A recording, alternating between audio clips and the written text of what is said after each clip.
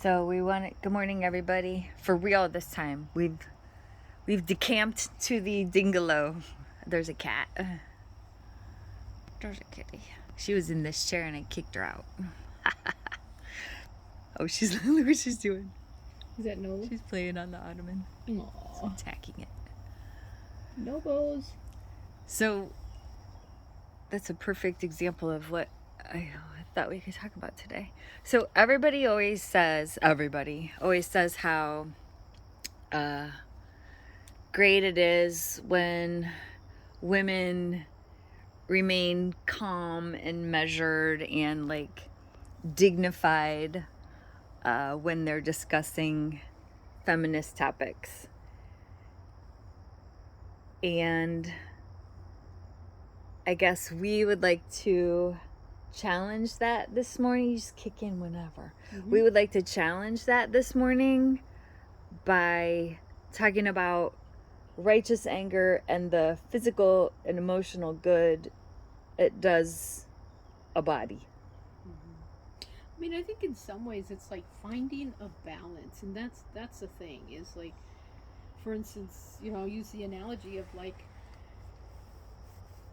I think like when you have a house closed up for so long, isn't it refreshing when you can open up the windows and let the fresh air flow through? And I'm using that for like to say in our lifetime, in our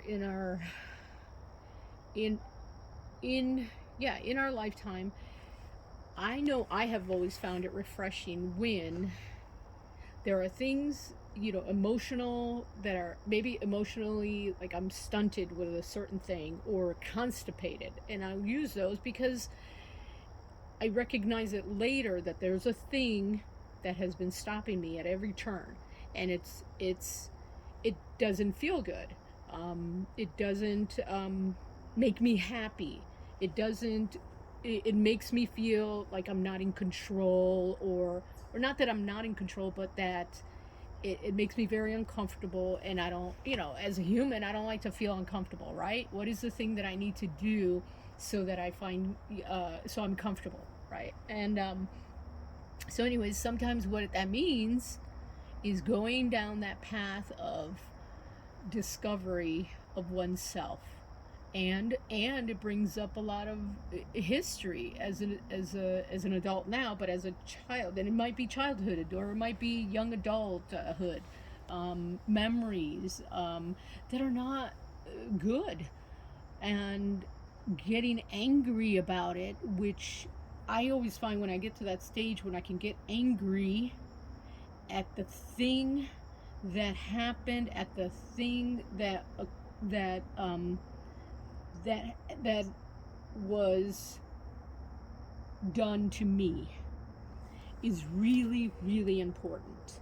And to find that space where I can yell, where I can say this hurt, and I can cry, and I can like purge myself of saying it out loud, putting it into the universe, and now it's out of me, and it doesn't have that control over me and stunting me and constipating me in my emotion about that thing. The emotion of that it makes me, it makes me be angry at someone or something, versus now I recognize that's a speed bump in my life, if you will, and I know how to handle that differently now, because I know it's that thing that's been niggling at me throughout my life, and now I've addressed it, and now I've put you out into your universe. You don't have control over me anymore.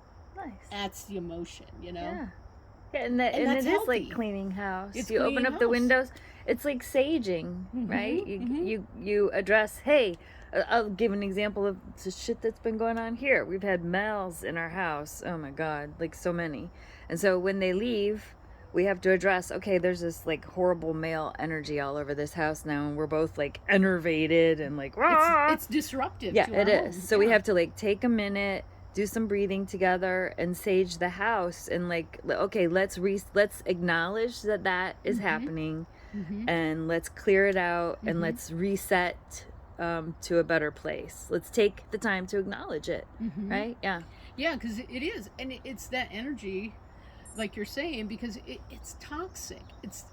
We recognize, and I can say out loud that we recognize that it affects us as two lesbians in our home.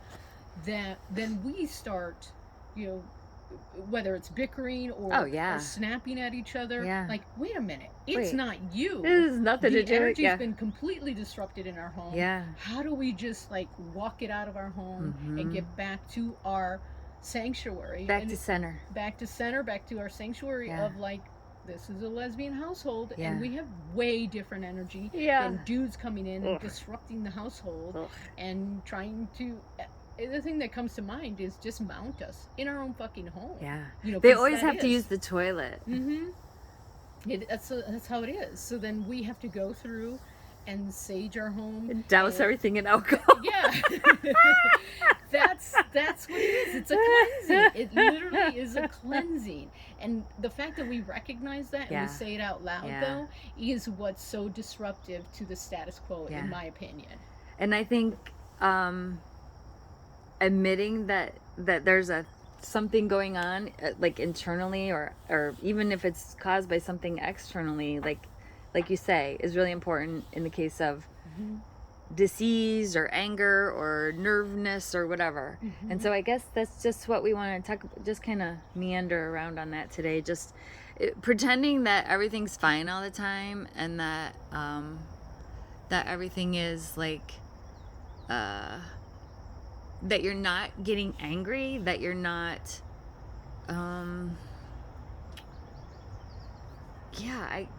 I get angry and it passes so quick. Like, well, you've heard my rants, right? By the time the rant's done, I'm back to center again because I said the thing that was bothering me. I just recommend that for women. And I want to say it's the importance of, like, exactly just to on what you're saying is the importance of recognizing it and saying it out loud, and in a way it's like honoring the fact that you're having a feeling about something, and that feeling could be I'm mad, I'm sad, I'm angry, maybe I'm hungry, angry, lonely, tired, whatever, but it's recognizing that, saying it out loud, getting it into the universe, getting it out of you, and sometimes that is the thing that makes a big difference. But to keep it inside, to constipate yourself with it, guess what?